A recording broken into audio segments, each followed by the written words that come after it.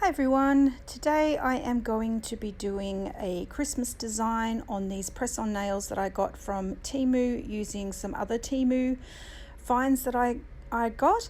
So these little decals I picked up from Temu. I think they were only $1 something. I will post the link to where I got them down below if you're interested. But I thought they were really pretty, and I have been thinking what do I want to do with my nails for Christmas this year, and I just couldn't make a decision, so I'm just going to wing it. I'm not the most creative, artistic person out there, but I'm going to do my best. So if you are interested in seeing how they look, just follow along, and I will speed up the video and not talk too much, just so that you can see what I'm doing and let me know what you think. Or if you have your own Christmas nails or ideas, I would love to see them. Please post them below, and I will be back shortly.